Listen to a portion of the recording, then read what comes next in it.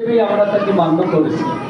আমাদের নাহিদ খাদেম, তাকে অনেক সময় হয়তো বেশি কথা বলছি, এটা করো নাই ওটা করো নাই, এই জন্য অনেক সময় হয়তো বকাঝকা করেছি।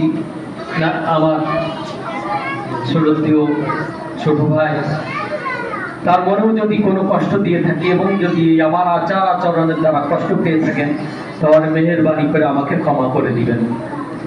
সকলের কাছেই একটাই চাওয়া, একটাই পাওয়া, আপনারা আমার কি জন্য দোয়া করবেন, যেন আল্লাহ তাআলা আমাকে মাফ করে দেন। আল্লাহ তাআলা যদি মাফ না করেন তাহলে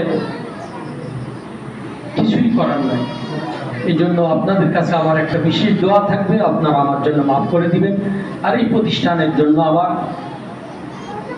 সব সময় দোয়া থাকবে এবং পরামর্শ থাকবে, আসা যাওয়া থাকবে। গতকালকেও এমডি স্যারের সাথে কথা হয়েছে, দীর্ঘ সময় কথা বলেছেন। এখন সেই মহব্বত আমি চাই, এই মহব্বতটার জন্য আল্লাহ তাআলার জন্যই মহব্বতটা কায়েম থাকে এবং বজায় থাকে। কালকেও বলছেন যে হুজুর, আপনি 3 দিন হয়ে গেলে আবার চলে আসেন।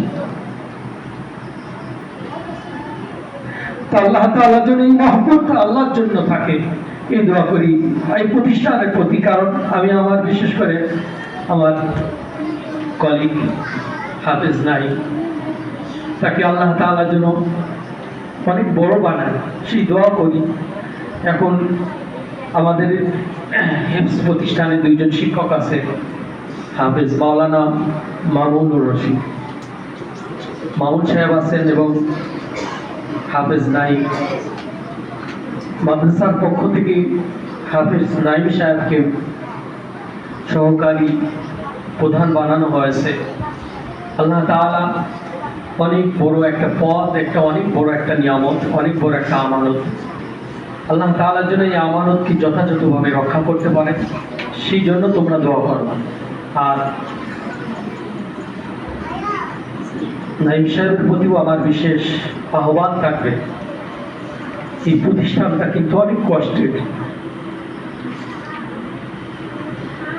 এটা আমাদের সবারই মুরব্বী, আমাদের রাজু চাচার আব্বা ভাইজানের অনেক কষ্টের পরিমাণ ও স্বপ্ন। এটা সকালে আমি বলছি, অনেক কথাই বলছি, ভাইজানের এই স্বপ্নটাকে যেন কোনোভাবেই নষ্ট না হয়। এটা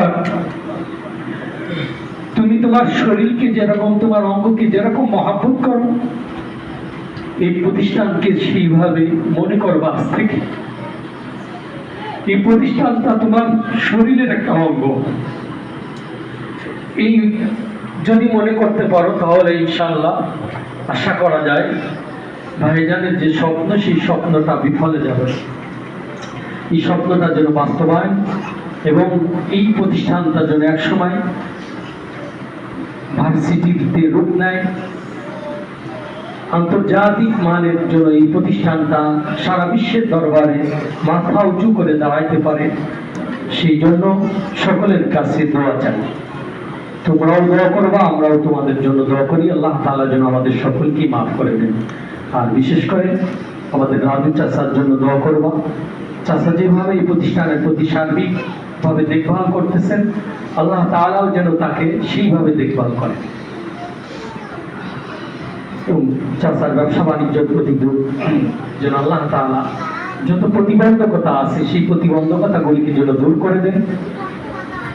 দিয়ে যেভাবে তোমাদেরকে পূর্বে যেভাবে মেহমানদারি করতেছিলেন, একেবারে কোনো কিছুই না, সব কিছু অকাতারে তিনি যেভাবে দিতেছিলেন, আল্লাহ তাআলা যেন আবার সেই পূর্বের জায়গায় ফিরায় দেন। সেজন্য তোমাদের কাছে দোয়া চাই, তোমরা সব সময় দোয়া করবে। আর 5 ওয়াক্ত নামাজের পরে মাদ্রাসার সামনে যে কবর স্থান আছে, এখানে অনেক আমাদের আপনজন শুয়ে আছে, তাদের জন্য দোয়া করবেন। আল্লাহ রাব্বুল আলামিন আমাদের সকলকে যা কিছু বললাম আমি সহ মানার তৌফিক দান করুক। আমিন।